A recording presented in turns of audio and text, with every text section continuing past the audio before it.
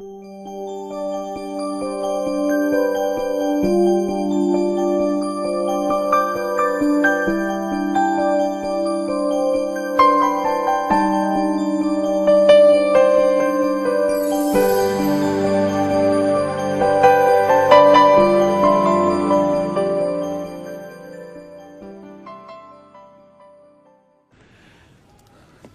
gracias, Pastor Malavé, por esa introducción. Quiero reiterar que para mí es un placer poder pasar estos días con ustedes aquí en la linda Isla del Encanto. Siempre es bueno venir a Puerto Rico. Es una isla hermosa con gente muy calurosa y siempre es un placer estar aquí con ustedes. Quiero extenderle un saludo muy cordial a mi amigo Oliver Coronado. Todavía no ha llegado a la tierra que mencioné anoche. Quiero nada más mencionar a los que viven allá en Punto Fijo, que los quiero mucho. Son personas muy calurosas, muy amables, pero ellos saben que lo que dije en cuanto a los burros y los chivos es verdad. Pero hay muchas cosas hermosas también en ese lugar. Tienen los médanos, que uno va allá y pareciera que estuviera en el desierto de Sahara. Es impresionante ese asunto de los médanos allá cerca de Coro, cerca de Punto Fijo, donde vive el hermano Oliver. Un saludo muy cordial a los hermanos y hermanas de Punto Fijo. También a mis familiares que están viendo en Venezuela, en Colombia, a mi esposa posiblemente en Fresno. Hay muchas personas conectadas que están presenciando la programación. Antes de comenzar nuestro estudio, queremos hacer lo que siempre debemos hacer antes de abrir el Santo Libro del Señor.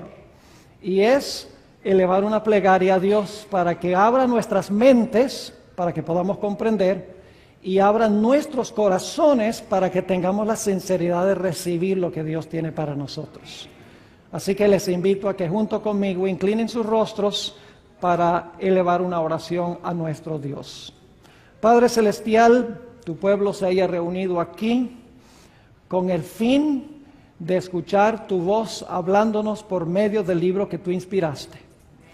Pedimos, Padre, que tu palabra no regrese a ti vacía. Te ruego, Señor, que quites todo prejuicio e idea preconcebida en nuestro corazón, para que podamos escucharte hablando claramente en esta noche. Te lo pedimos en el precioso nombre, incomparable nombre de nuestro Señor y Salvador Jesucristo. Amén. Uno de los temas más discutidos y controversiales en la Iglesia Adventista del presente es el tema de la música. No hay un asunto en la Iglesia más potencialmente divisivo que este. Muchas iglesias en Norteamérica por lo menos tienen dos cultos. Uno de los cultos es tradicional, donde asiste mayormente gente de la antigua guardia, y allí se cantan los grandes himnos que se encuentran en el himnario adventista. En el otro culto se reúnen particularmente los jóvenes, y es un culto de matiz contemporáneo.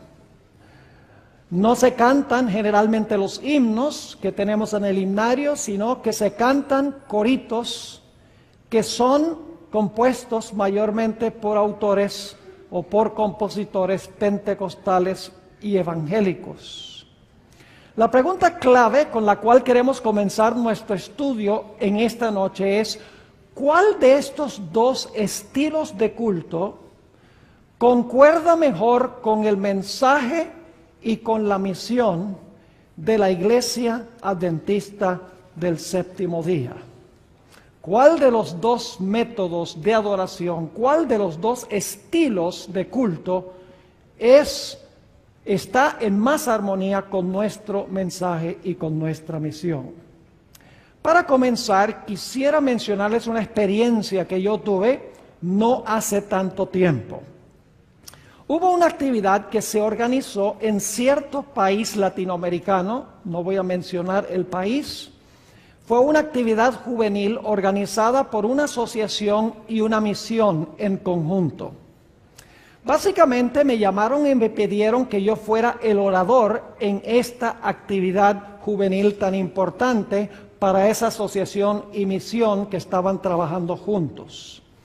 Me pidieron que presentara un temario que se basara en las grandes profecías de la Biblia, pero desde una perspectiva juvenil. Así que me senté, reflexioné, oré sobre cómo preparar temas que fueran atractivos para una mente juvenil. Bueno, tomé el avión, viajé 9 horas para llegar al destino, emocionado de la posibilidad de presentarle a los jóvenes el mensaje especial, profético, distintivo de la Iglesia Adventista del Séptimo Día para este tiempo. La primera noche de las reuniones, llegué temprano. Las reuniones se celebraron en un coliseo deportivo. Me senté allí en las graderías, observando a los jóvenes a medida que iban llegando a ese lugar. Después de un rato parecían hormigas que iban llegando, porque iban llegando por muchedumbres, por montones. Finalmente, el local estaba lleno con más de 1000 jóvenes representando esta asociación y esa misión. A medida que iban entrando me emocionaba más y más, viendo el tremendo potencial de presentar un temario que fuera atractivo a los jóvenes y que los inspirara a presentar el mensaje especial de la Iglesia Adventista para este tiempo. Pero debo decirles que en unos pocos minutos mis expectativas quedaron chasqueadas y mi entusiasmo quedó completamente desinflado. Al comenzar el programa, un grupo de jóvenes pasó a la plataforma elevada para dirigir un servicio de canto. Estaban vestidos con blue jeans y camisetas. En la plataforma había un sintetizador junto con guitarras eléctricas, y empezaron a dirigir el servicio de canto. Con un volumen ensordecedor, las guitarras eléctricas tocaban a todo vapor la música. La música era sincopada y rítmica y repetitiva. Y la música estaba acompañada de luces de diferentes colores que oscilaban sobre el público, el techo de ese lugar a donde se celebraron las reuniones. Además de eso, había una máquina en la plataforma que escupía humo, que causaba que la plataforma estuviera llena de humo, que parecía que estuviera no en un culto de adoración, sino parecía que estaba en un bar. Los jóvenes no prestaban atención. Lo que hacían era hablar, reírse, se abrazaban, se meneaban, gritaban, silbaban. No podía creer, mis hermanos y hermanas, lo que yo estaba viendo en esa reunión. Algunos podrían pensar que estoy exagerando. No estoy exagerando, en realidad estoy siendo conservador en mi descripción. Y tengo un video que saqué de esa actividad. Por ese video puedo documentar que lo que yo vi sucedió exactamente como lo estoy describiendo. El culto de alabanza duró algo más que 1 hora. Los ánimos de los jóvenes estaban, como dicen en Puerto Rico, enfogonados. Y se mostraban los jóvenes poco inclinados a estudiar la palabra del Señor. Finalmente, cerca de las 9 de la noche, el pastor que ayudó a coordinar esta actividad se acercó a mí y me dijo: Pastor Bor, ahora le toca a usted. Pero es tarde y tenemos que salir de este local a tiempo, así que va a tener que abreviar el mensaje. Y luego me dijo que tenía unos 20 minutos para predicar. Yo quiero decirles que aunque hubiera estado dispuesto de predicar, no podía predicar el tema que yo había preparado en 20 minutos, una imposibilidad. Pero fuera de eso, los jóvenes no estaban en condición para escuchar un mensaje sobre las profecías de la Biblia. Todavía se reían y todavía se abrazaban y se meneaban. Tomó 10 minutos nada más para calmarlos, para que yo pudiera comenzar a predicar. Los jóvenes no mostraron ninguna reverencia, ningún concepto de que el Dios eterno, el Dios todopoderoso, estaba presente en ese lugar. Durante todo el fin de semana, mis hermanos y hermanas, no escuché ni un solo sermón, porque fueron varios que presentaron seminarios y sermones, donde se presentara el mensaje distintivo y especial de la Iglesia Adventista para este tiempo. Los mensajes que se proclamaron podrían haber sido predicados por un pastor pentecostal o un pastor bautista o un pastor de cualquier otra denominación. Lo que particularmente me preocupó es que los pastores que organizaron este evento no solo permitieron este estilo de culto, sino que participaron en él y animaron a los jóvenes que participaran en este culto. Para serles sincero, el culto me recordó del culto que celebró el pueblo de Israel al pie del monte Sinaí cuando adoraron el becerro de oro. Al regresar a mi hotel esa noche, yo me hacía varias preguntas. Entre esas preguntas están las siguientes. ¿Será este el tipo de culto que agrada a Dios? ¿Será así como adoran los ángeles? ¿Estaba Elena White equivocada cuando dijo que la música del cielo es armoniosa y melodiosa y que se parece a los himnos que entonan los pájaros? ¿Será este, me preguntaba, el tipo de música que debe acompañar nuestro precioso mensaje adventista de la verdad presente? Pero debo decirles algo. Hubo un elemento positivo en ese servicio de adoración. Y es que uno de los pastores que estaban presentes le había enseñado a sus jóvenes a adorar con reverencia a Dios. Y cuando comenzó la música, este pastor con todos sus jóvenes se paró y se retiraron del local. Me hizo recordar de lo que hicieron los levitas al pie del monte Sinaí. Cuando Israel adoró el becerro de oro, los levitas se pusieron de parte del Señor. Este evento también me hizo recordar un evento que transpiró en la historia de la Iglesia Adventista del Séptimo Día, el famoso campestre de Indiana. Ahora, parece que antes del año 1900, por 2 años antes del año 1900, el presidente de la asociación y el evangelista habían empezado a enseñar algunas ideas extrañas, teológicas extrañas. Es una teología que se conoce como la doctrina de la carne santificada. Cuando el presidente de la asociación y el evangelista S.S. Davis empezaron a enseñar esto, contagiaron a los pastores y la mayoría de los pastores de la asociación aceptaron esta teología y la transmitieron a una gran porción de la feligresía de las iglesias en la asociación de Indiana.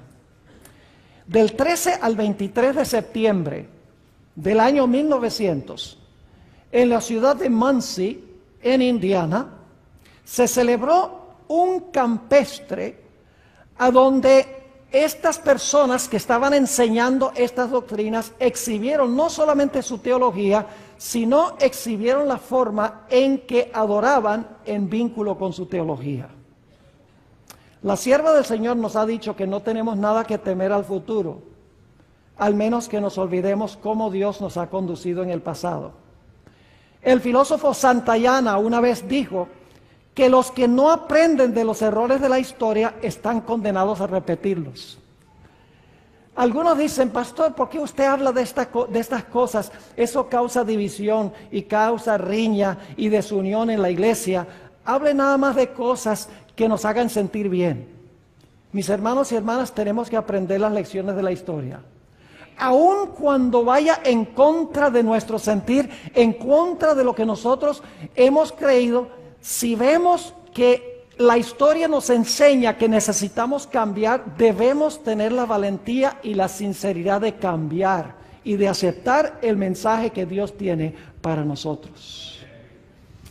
Como le mencioné, el problema en el campestre de Indiana era una teología errada que se estaba enseñando. Básicamente, la teología era que cuando una persona acepta a Cristo como su Salvador y se convierte, en ese momento se le quita su naturaleza pecaminosa y recibe carne santa. Lo cual significa que cualquier cosa que la persona haga después de su conversión no puede ser pecado porque la persona tiene carne santificada. En la iglesia adventista nosotros enseñamos que cuando una persona se convierte recibe una nueva naturaleza, pero la vieja naturaleza queda allí. Hasta el momento que Cristo regrese del cielo para cambiar este cuerpo vil a semejanza del cuerpo de su gloria, todos los hábitos de las malas prácticas que se encuentran en nuestro sistema nervioso quedan allí y tienen que ser subyugadas por la nueva naturaleza. Pero ellos estaban enseñando que cuando una persona se convierte, reciben carne santificada como la que recibiremos cuando Cristo venga en poder y gloria. Pero el problema en Indiana no solamente era la teología de la carne santificada. El problema en el campestre también era el estilo de adoración que acompañaba esta falsa teología. Los líderes de la conferencia general estaban muy preocupados por lo que estaba sucediendo en Indiana. Había llegado rumores a nuestros dirigentes de la Iglesia Mundial que específicamente en Battle Creek, de que en Indiana se estaban enseñando ideas raras y se estaba adorando con un estilo de adoración raro. Y por lo tanto, los dirigentes de la conferencia general dijeron, vamos a mandar a 2 pastores a ese campestre en Indiana para que puedan rendirnos un informe en cuanto a lo que está sucediendo allí. Y por lo tanto, la conferencia general mandó al pastor A.J. Breed y también a otro pastor mejor conocido, el pastor Stephen Haskell, que escribió el libro The Cross and its Shadow, La Cruz y su Sombra. Ahora, estos pastores fueron testigos oculares de lo que sucedió en el campestre de Indiana. Es más, el pastor Haskell le escribió una carta a la hermana White solamente 2 días después de terminar el campestre, el 25 de septiembre, y le contó a la hermana White lo que había visto allí. Ahora, permítame en primer lugar leer en detalle aquí los instrumentos que se estaban usando en ese campestre específicamente. Y estoy tratando aquí de...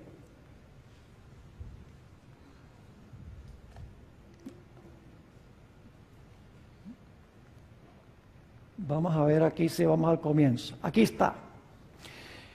Dice, había un tambor grande, 2 tamboriles, una viola, 2 violines, una flauta y 2 trompetas, que se unieron a un órgano y unas pocas voces. Ahora ustedes dirán, ¿qué tiene de problemas que se usen flautas y violines y viola? ¿Qué tiene de malo eso? Bueno, los instrumentos en sí no son malos. Es la forma en que se usan los instrumentos donde está el problema. Ahora, ¿cómo se estaban usando estos instrumentos? Fíjense lo que sigue diciendo. Usan el himnario Garden of Spices, que significa jardín de especies. Es un himnario no adventista. En un momento le voy a mencionar algo sobre ese himnario. Dice, usan el himnario Garden of Spices, ahora aquí viene la parte clave, y tocan piezas bailables con letra sagrada. ¿Están empezando a captar algo interesante? ¿Cómo se usaban los instrumentos? De una forma solemne, digamos como una sinfónica o algo así. ¿Cuántos de ustedes han visto a gente en un concierto sinfónico bailando? No. Aquí dice que estaban usando esos instrumentos para tocar piezas bailables, pero ¿con letra qué? Con letra sagrada. Eso es mezclar lo santo con lo común, mis hermanos y hermanas, que la Biblia prohíbe terminantemente mezclar lo que es sagrado con lo que es común. Ahora, permítanme mencionarles algo sobre el himnario Garden of Spices. Quiero decirles en primer lugar que la iglesia adventista para este tiempo ya tenía su propio himnario. Es más, la iglesia adventista para este tiempo ya tenía 2 himnarios. Y en el año 1900 el pastor Frank Belden estaba por publicar un himnario que se usó por décadas en los Estados Unidos que se llama Christ in Song, Cristo en el canto. Ahora escuchen los nombres de los himnarios que tenía la iglesia adventista. El primero se publicó en el año 1869. Y el himnario se llamaba así: Himnos y cantos para los que guardan los mandamientos de Dios y la fe de Jesús. Qué lindo nombre para un himnario, distintivo en su nombre. Otro himnario se publicó en el año 1886. Y el título o el nombre de ese himnario es The Seventh-day Adventist Hymn and Tune Book, que se traduce Libro de Himnos y Cantos de la Iglesia Adventista del Séptimo Día.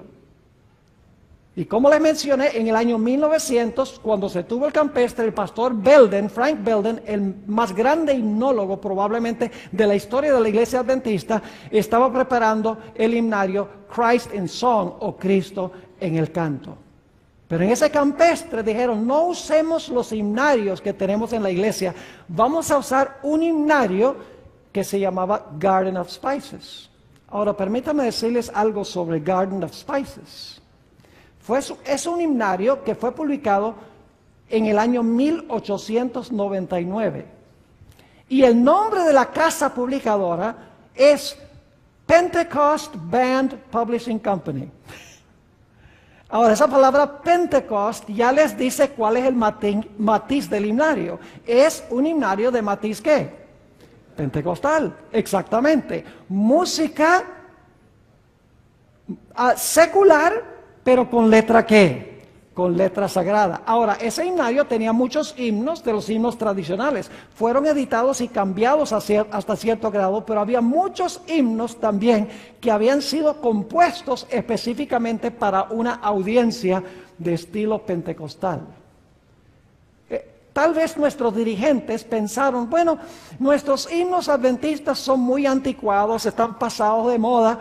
Tal vez necesitamos modernizarnos un poco y usar algunos himnos que sean más upbeat, que pongan a la gente un poquito más emocionada en el culto. Pero no quisieron usar los himnarios que fueron compuestos por adventistas.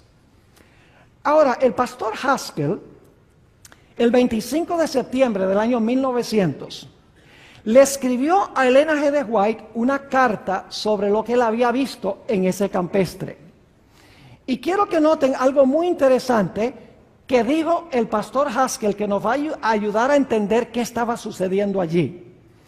Ustedes pueden verlo en pantalla. Dice el pastor Haskell en su carta a la hermana White: de hecho, su reunión, es decir, la reunión en Indiana, su reunión de reavivamiento es sencillamente una copia exacta del método que emplea el ejército de la salvación. Ese detalle es muy importante. Es decir, el reavivamiento en el campestre de Indiana era una copia exacta ¿de qué? De la forma en que adoraba el ejército de la salvación. Y luego sigue diciendo, y cuando entonan las notas más elevadas, no se puede escuchar ni una sola palabra que entona la congregación. Es más, no se puede escuchar nada en absoluto, al menos que sean los chillidos de aquellos que están medio desquiciados. No creo que esté exagerando todo lo que vi. Es decir, estaban cantando a voz en cuello, prácticamente gritando en la forma de cantar los himnos en este campestre. Ahora, lo interesante es que el pastor Haskell dice que era una copia exacta del método de adoración del ejército de salvación. Entonces, tendríamos que preguntarnos cómo adoraba en ese tiempo el ejército de la salvación.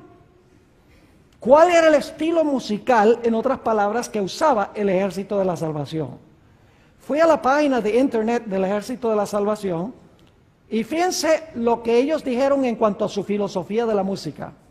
Dicen, la tradición musical del ejército es la de usar la música popular del día para alcanzar a la gente para Cristo. Eso está en el website del Ejército de la Salvación. Usar la música contemporánea para alcanzar a la gente para Cristo. Ahora, hay muchos grupos musicales que han salido de las bandas del Salvation Army o del Ejército de la Salvación. Algunos nombres son Joy Strings, los Insiders, los Lads, los Electrolyte y otros nombres de grupos contemporáneos que tuvieron su origen en el Ejército de la Salvación y luego llegaron a ser bandas seculares que cantaban música secular. Ahora, debo decirles algo más en cuanto al fundador del Ejército de la Salvación. El nombre del fundador es William Booth. Por varios años él fue un pastor metodista. Tenía muy buena intención, mis hermanos y hermanas. Él vio que en las calles de Londres, porque él primero trabajó en Londres, se dio cuenta que había muchos borrachos, había prostitutas, había gente que necesitaba desesperadamente el Evangelio de Cristo. Y por lo tanto él dijo, ¿cómo puedo yo alcanzar a esta gente en el nivel donde ellos están? Y llegó a la conclusión de que la mejor forma de hacerlo era adaptar el Evangelio al deseo de ellos. Y ustedes dicen, bueno, eso no está mal, eso está bien. Mis hermanos y hermanas, el fin nunca justifica los medios. Nuestra pauta o nuestra norma para hacer algo se encuentra en la Biblia. No se encuentra en lo que la gente siente o lo que la gente piensa o lo que la gente quiere. El Evangelio tiene en sí mismo poder para transformar el corazón del ser humano. A veces me gusta pensar que algunas personas dicen que Robin Hood, quien le robaba a los ricos para darle a los pobres, estaba bien que robara porque se beneficiaban los pobres. ¿Qué tiene de malo eso? Hermanos y hermanas, el fin nunca justifica los medios. Muchas personas se convirtieron, muchas personas aceptaron a Cristo, hubo un cambio en su vida, pero posiblemente eso hubiera sucedido si sencillamente hubiera ido a predicar el Evangelio como se encuentra en la palabra de Dios. Mis hermanos y hermanas, nunca Dios aprueba que nosotros rebajemos la elevada norma del Evangelio de Dios con el fin de conseguir un resultado que consideramos nosotros ser positivo.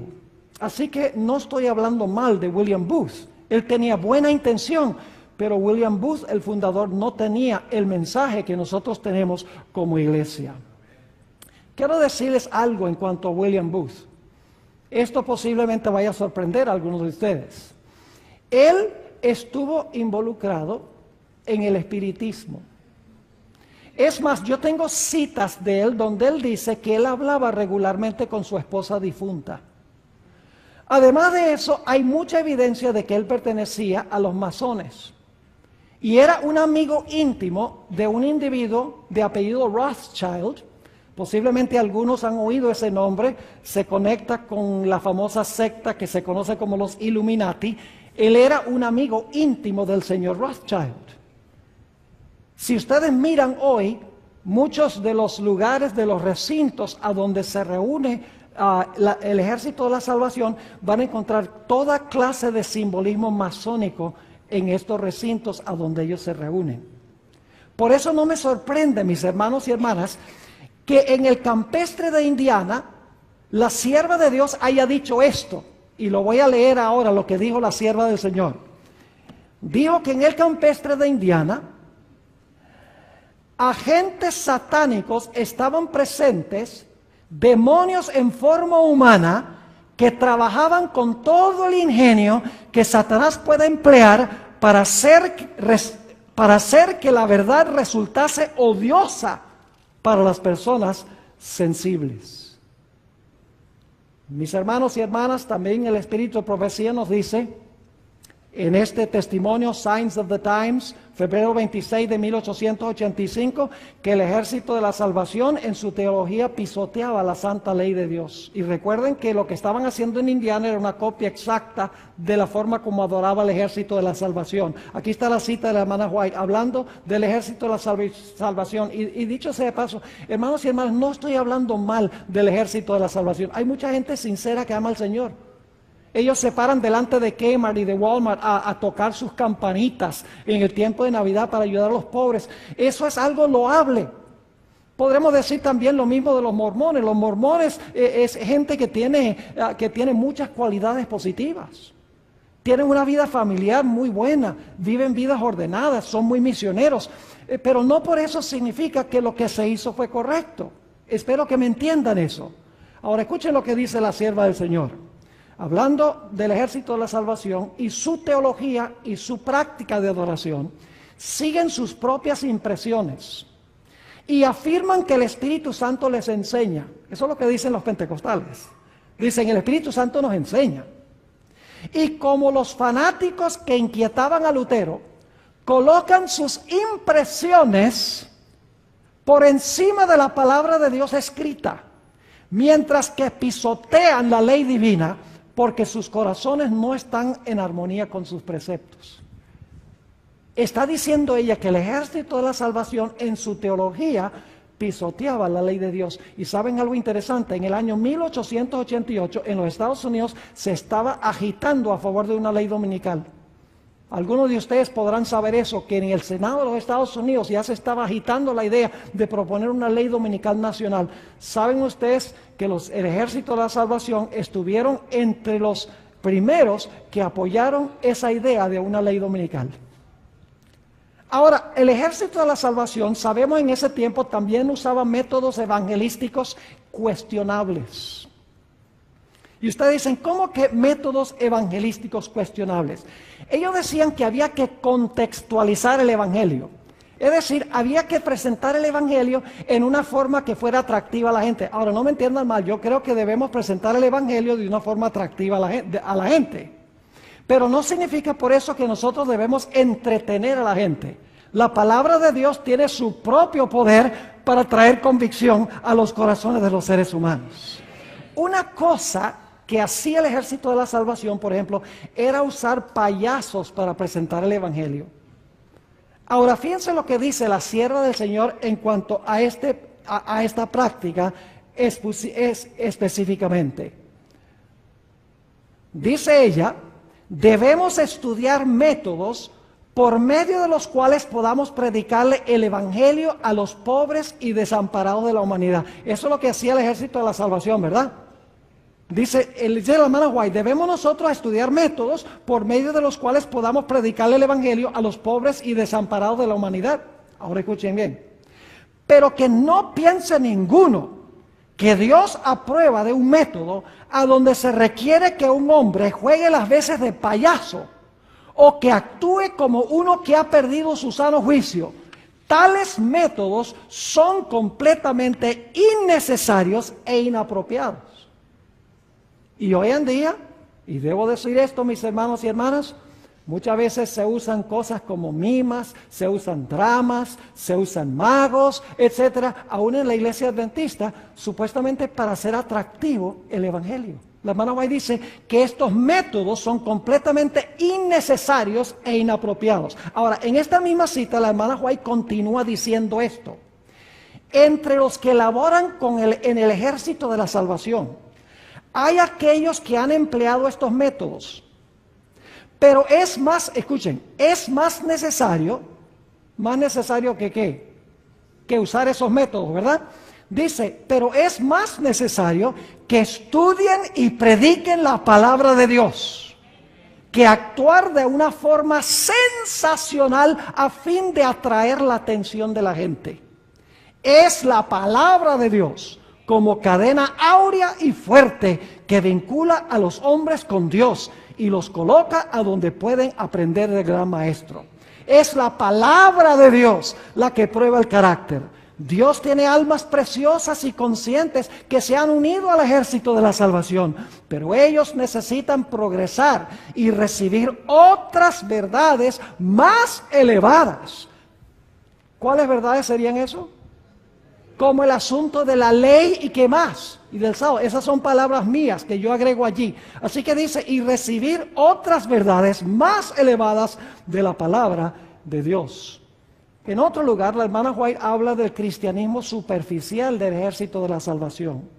Dice ella en Manuscript Releases, tomo 21, página 309, dice, allí vemos al ejército de la salvación con su banda de la santidad, como se conocía la orquesta en ese tiempo, con su banda de la santidad.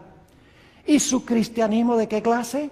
Su cristianismo barato, que complace a la gente, porque no tienen que luchar contra el pecado. Presentan un cristianismo ¿qué?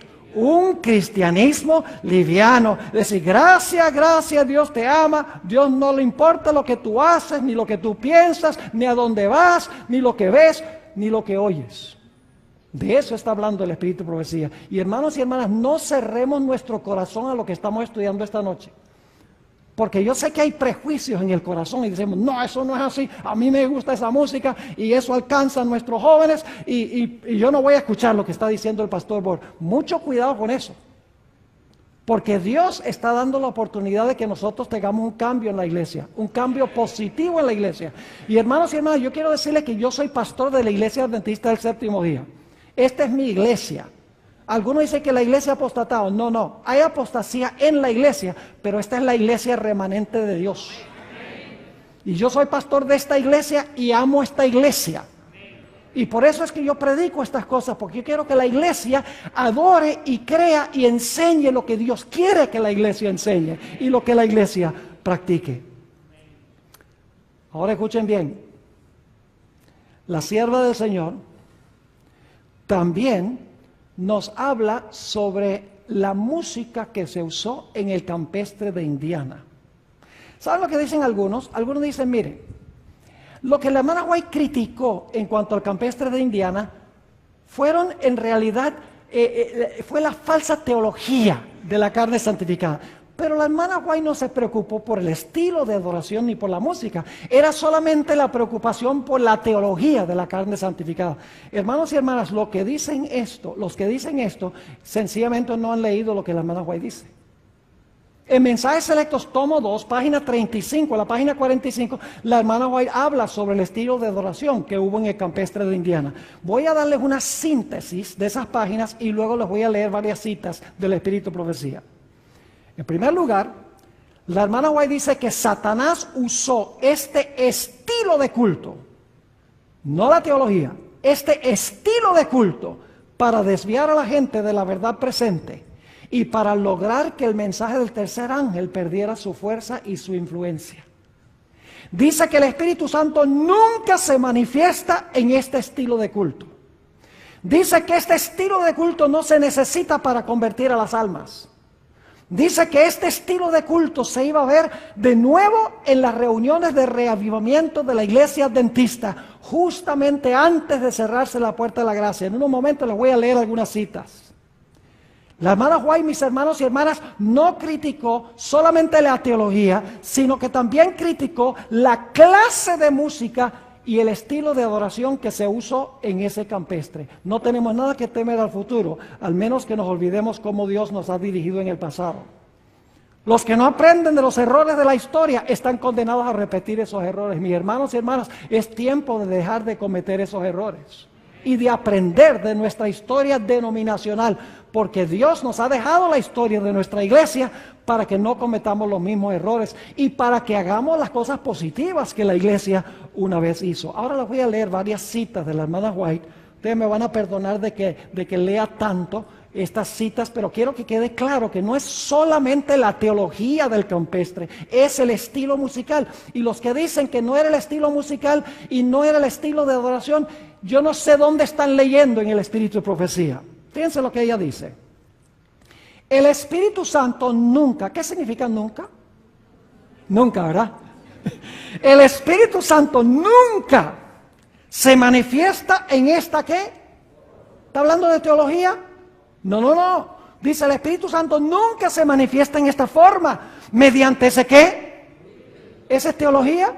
No, mediante ese ruido desconcertante. Ahora escuchen la intención de Satanás. Esto constituye una invención de Satanás para ocultar sus ingeniosos métodos destinados a tornar ineficaz la pura, sincera, elevadora, ennoblecedora y santificadora verdad para este tiempo. Cuando la hermana White dice verdad para este tiempo, está hablando de verdad ¿qué?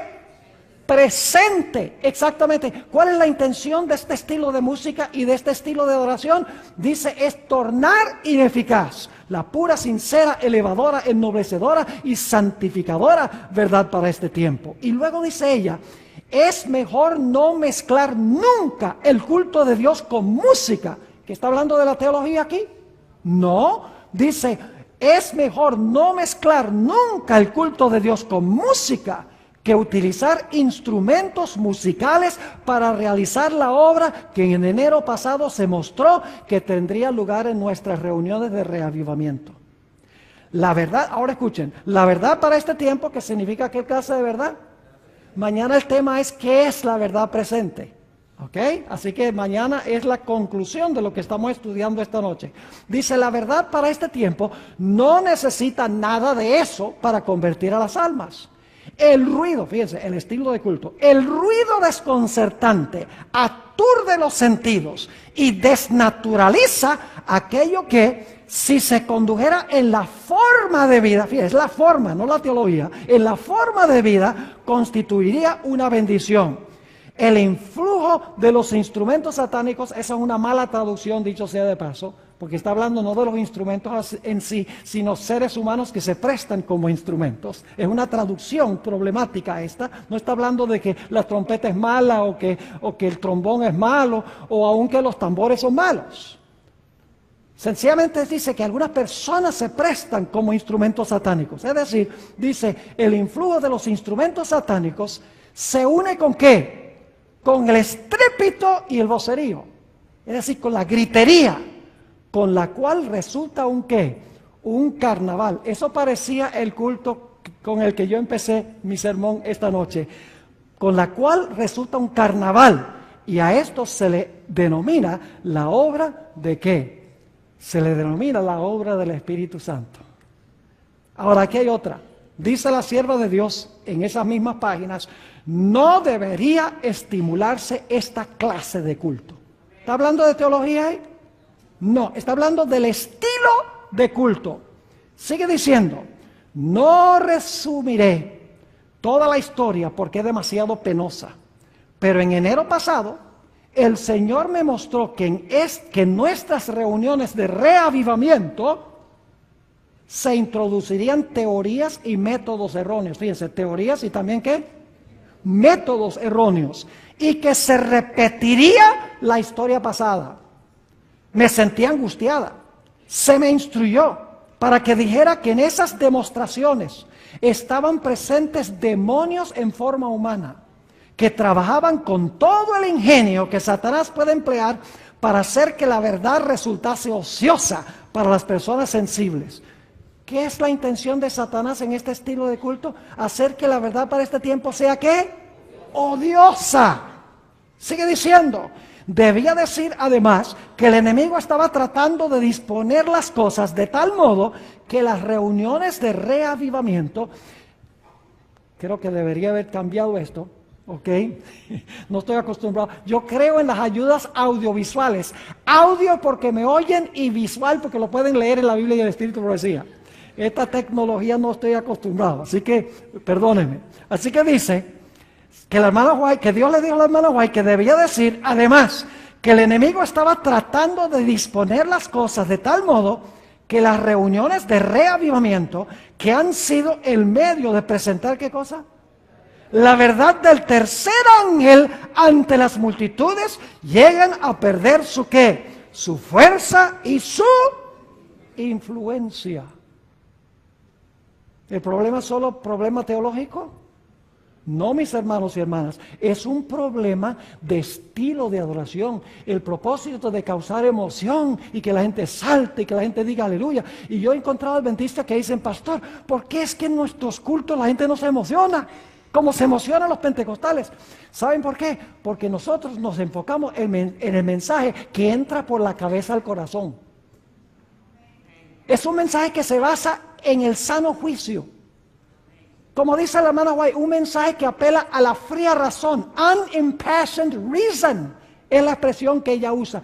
Es un mensaje que apela al intelecto y debe también alcanzar el corazón. En mi iglesia, yo llevo 17 años en mi iglesia, es una iglesia que tiene 1200 miembros, se cantan puros himnos con piano y órgano, pero si ustedes pudieran escuchar a mi congregación cantar, a veces yo me quedo callado para escucharlos cantar. Cantan con un entusiasmo y un ánimo. Ustedes vieran muchos de ellos con el himnario alzado y bueno, se ve que mueven la cabeza y mueven la boca, están emocionados. ¿Cómo que no hay emoción? Claro que hay emoción, pero no significa que tenemos que saltar y tenemos que gritar y usar luces en colores y hacer que humo salga de la plataforma, etcétera, para atraer a la gente. Es una forma indebida, incorrecta, métodos incorrectos de atraer a la gente. La palabra de Dios tiene suficiente poder para atraer a la gente y convertir al corazón humano. La sierva de Dios sigue diciendo, el Espíritu Santo no tiene nada que ver con ese desorden perturbador. ¿Está hablando de teología o del estilo? Del estilo, mis hermanos. El Espíritu Santo no tiene nada que ver con ese desorden perturbador y esa varaunda que me fueron mostradas en enero pasado. Satanás trabaja en medio del estruendo y de la confusión producida por esta clase de música. ¿Escucharon bien? ¿Por qué? Por esta clase de música, la cual, si fuera dirigida debidamente, serviría para alabar y glorificar a Dios. El diablo hace que tenga el mismo efecto que la mordedura ponzoñosa de la serpiente. Sigue diciendo la sierva del Señor, las cosas que han ocurrido en el pasado también acontecerán en el futuro. Satanás convertirá la música en una trampa debido a la forma como es dirigida. El que no entendió, me voy a sentar y no voy a decir más nada, porque eso no tiene nada que ver con teología. Eso tiene que ver con música y estilo de adoración. Y ahora viene lo aterrador. Escuchen lo que dice la hermana White. Lo estamos viendo ahora, estamos cerca del cierre de la puerta de la gracia, mis hermanos y hermanas. Estamos en el mero fin de la historia del planeta Tierra. Y nosotros como iglesia tenemos que enderezarnos, mis hermanos y hermanas, y enfocarnos en el mensaje de la Biblia, el mensaje de la verdad presente de nuestra iglesia. Tenemos nuevamente que usar los escritos de los libros rojos del Espíritu de Profecía. Hay que sacudirles el polvo y leerlos e implementarlos en la práctica en nuestra iglesia. Sigue diciendo la sierva del Señor, esas mismas, está escribiendo al pastor Haskell, esas mismas cosas que habéis explicado que ocurrían en Indiana, el Señor me ha mostrado que volverían a ocurrir justamente antes de la terminación del tiempo de gracia. Se manifestará toda clase de cosas extrañas. Escuchen esto. Yo estaba recordando esta cita cuando estaba viendo ese escándalo en esa actividad que se organizó. Y no vaya a decir nadie, el pastor Bohr critica a la iglesia adventista, el pastor Bohr le está tirando piedras a la iglesia adventista. No, porque yo soy de parte de la iglesia adventista, entonces me estoy tirando yo piedras también. ¿Acaso no se puede decir dónde la iglesia debe mejorar, mis hermanos y hermanas, sin que la gente diga, ese es desleal, ese promueve desunión? No, mis hermanos y hermanas. Debemos, como mencioné anoche, hay una sola cosa peor que la desunión, y es una unión sobre un falso fundamento. Porque una unión sobre un falso fundamento finalmente cae y se desmorona. Sigue diciendo la sierva del Señor lo que va a pasar. Justo antes de cerrarse la puerta de la gracia, declara, se manifestará toda clase de cosas extrañas. Habrá vocerío. Shouting es la palabra que usa la hermana White. Habrá vocerío. ¿Acompañado de qué? Tambores, música y danza, y baile en la iglesia. En los campestres está hablando ella. Dice, el juicio de algunos seres racionales quedará confundido de tal manera que no podrán confiar en Él para realizar decisiones correctas. Y a esto consideran como la actuación ¿de qué? Como la actuación del Espíritu Santo. ¿Qué es lo que quiere hacer Satanás? Mis hermanos y hermanas, Satanás lo que quiere es desviar la mente de la verdad presente. Y alguno dice, pastor, ¿qué es verdad presente? Yo les explico qué es verdad presente, no es tan complicado. Para saber qué es verdad presente, lo que nosotros debemos estar predicando, sencillamente tenemos que descubrir dónde está Jesús ahora y qué está haciendo. Cuando Jesús vino a habitar entre nosotros, la verdad presente era que Jesús había venido a vivir una vida perfecta en nuestro medio. Cuando Cristo murió en la cruz, la verdad presente era que Cristo había pagado la deuda de nuestros pecados. Cuando Cristo entró al lugar santo, la verdad presente era que Jesús ahora iba a aplicar los beneficios de su obra en la cruz a aquellas personas que se arrepintieran, confesaran sus pecados y confiaran en Jesús. Ahora yo les pregunto, ¿a dónde está Jesús hoy? ¿A dónde está? Jesús está en el lugar santísimo. Yo pregunto entonces, ¿cuál es la verdad que nosotros debemos estar predicando hoy? Ahora, no me entiendan mal, ¿todavía debemos predicar que Cristo vivió una vida perfecta por nosotros? Claro que sí. ¿Todavía hay que predicar que Cristo pagó la deuda de nuestros pecados en la cruz? Claro que sí. ¿Hay todavía que predicar que Cristo es nuestro intercesor? Claro que sí. Pero si nosotros predicamos eso, mejor cerramos nuestras puertas y nos unimos a los bautistas y los evangélicos, porque ellos también predican lo mismo. El mensaje distintivo, como veremos mañana, de la iglesia adventista está en el lugar santísimo. Ahí está la ley, ahí está el sábado, ahí está el estado de los muertos, ahí se encuentra, como voy a mostrar, la reforma pro salud, ahí se halla la victoria sobre el pecado y la preparación para el cierre de gracia y la venida de Cristo Jesús en poder y gloria. Todo está en el lugar santísimo. El mundo desconoce esto, el mundo cristiano completamente lo desconoce porque ellos están todavía en el campamento, en el atrio y el lugar santo. No han entrado al lugar santísimo para descubrir las grandes verdades de la verdad presente que tiene la iglesia adventista del séptimo día. Y nosotros, ¿qué queremos hacer? Queremos regresar y adorar como adoran ellos. Ay, mis hermanos y hermanas, ustedes no entienden la pasión que yo tengo porque la iglesia regrese a sus raíces. Por eso es que yo viajo tanto. Mire, yo viajo, mi esposa no me ve como por 6 meses al año. Viajando a diferentes sitios, predicando en congresos, predicando en convenciones, predicando en iglesias, en aviones, muchas veces no durmiendo la cantidad de horas que debo dormir, comiendo comida de diferentes clases. Pero lo hago, mis hermanos y hermanas, porque yo quiero que la iglesia regrese al mensaje y la misión que Dios le ha encomendado a esta iglesia. Porque cuando eso suceda, ay, cuidado diablo. Le digo, porque el mundo va a ser sacudido con el mensaje de ese ángel que desciende del cielo, que va a llenar toda la tierra con su gloria. Ahora quiero compartir con ustedes algo muy interesante. Una vez estaba hablando con un individuo que creía en la música contemporánea y que creía en usar instrumentos con música sincopada, con música rítmica, etcétera. Y me dijo una cosa que me tiró una curva, como decimos en terminología de béisbol. Y yo debo admitir que cuando me lo dijo, yo no le tenía una respuesta inmediatamente. Me dijo, pastor, ¿usted ha estudiado las escenas de adoración en el cielo? Yo le dije, sí, claro. Y me dijo, ¿a dónde consigue usted en esas escenas de adoración algún sermón? Todo lo que hacen ahí es alabanza. No hay sermones. Y yo digo, oiga, yo tengo que mirar esto. Y me puse a mirar, de verdad tenía razón. Todas las escenas de adoración que tenemos en Apocalipsis, las voy a compartir en un momento con ustedes, son escenas donde están cantando y donde están alabando. Entonces, la insinuación era de que nuestro culto de adoración no debemos centrarnos en la predicación, sino que debemos centrarnos más bien en la alabanza. Y dejar tal vez unos 10 o 15 minutos allí por un snack en la hora del sermón. Yo veo que muchos de ustedes entienden inglés. Han vivido en Nueva York o han vivido en Miami o en alguno de esos lugares. Ahora escuchen. Cuando él me dijo esto, yo no tenía una respuesta. Yo le dije, mira, dame tiempo para ir a estudiar este asunto, yo lo voy a analizar y te voy a dar una respuesta a lo que tú has dicho. Y me puse a estudiar esas escenas de adoración y descubrí algo muy interesante. Algo que debe enseñarnos a nosotros los adventistas un principio vital. Y ustedes dicen, ¿qué descubrió? Descubrí, mis hermanos y hermanas, que la alabanza celestial es la respuesta de los seres celestiales a un evento histórico que se realizó en ese mismo momento.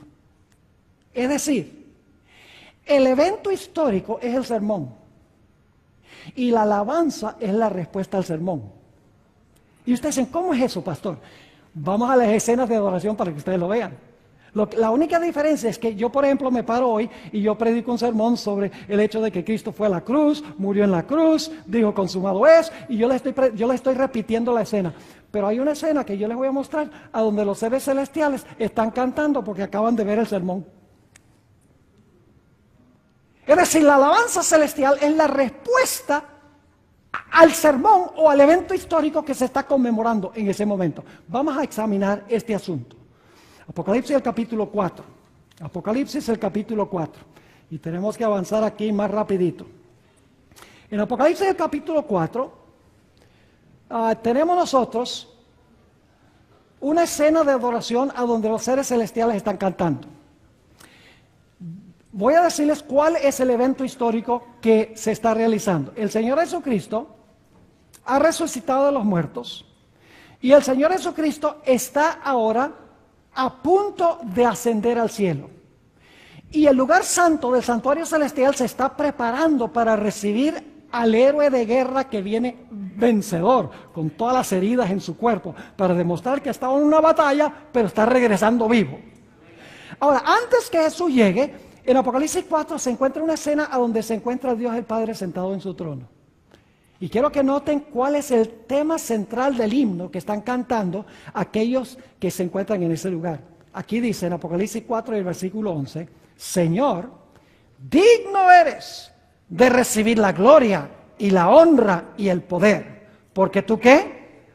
Porque tú creaste todas las cosas y por tu voluntad existen y fueron ¿qué? Y fueron creadas. ¿Cuál es el tema central de este himno que se está cantando antes que llegue Jesús? Se está exaltando al que está sentado en el trono porque Él es el creador. Ahora usted dice, ¿acaso Jesús no es el creador? Sí, sí. El Padre es el arquitecto y Jesús es el albañil.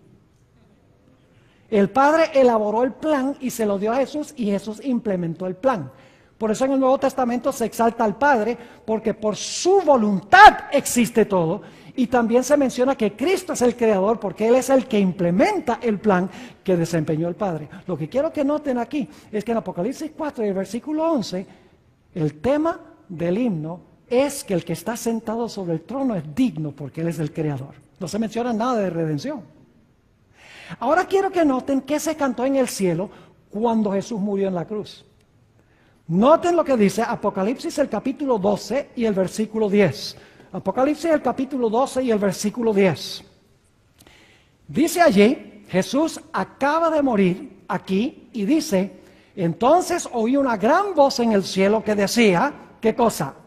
Ahora ha venido la salvación, el poder y el reino de nuestro Dios y el poder de su Cristo. ¿Por qué razón? ¿Porque a qué? Porque ha sido lanzado fuera el acusador de nuestros hermanos, el que los acusaba delante de nuestro Dios día y noche. ¿Qué himno están cantando? ¿Están cantando qué cosa? En honor a Cristo. ¿Y cuál es el evento histórico? El acusador de los hermanos ha sido ¿qué? Lanzado fuera. Ahora yo pregunto, ¿qué evento fue el que lanzó fuera a Satanás? Usted conoce muy bien Juan 12 y el versículo 31 al 33. El Señor Jesucristo dijo, ahora es el juicio de este mundo. Ahora el príncipe de este mundo será ¿qué? Lanzado fuera. Lo dijo como 3 días antes de morir en la cruz. Pero aquí los seres celestiales, Jesús ha muerto y están diciendo, el acusador de los hermanos ha sido lanzado fuera. Porque Cristo murió y recuperó el trono que había sido dejado vacante por Adán. Ahora mis hermanos, yo pregunto, ¿el himno cuadra con el evento histórico? En el cielo están cantando en cuanto al evento histórico de que Cristo acaba de morir, de que el acusador de los hermanos ha sido lanzado fuera. Sí, el himno cuadra con el sermón. El himno cuadra con el evento histórico. Vamos a nuestro siguiente ejemplo. En el capítulo 5 de Apocalipsis, Jesús llega al santuario celestial, al lugar santo. Y cuando Jesús llega al santuario, al lugar santo, se presenta como el Cordero. Y quiero que noten cuál es el tema central del himno.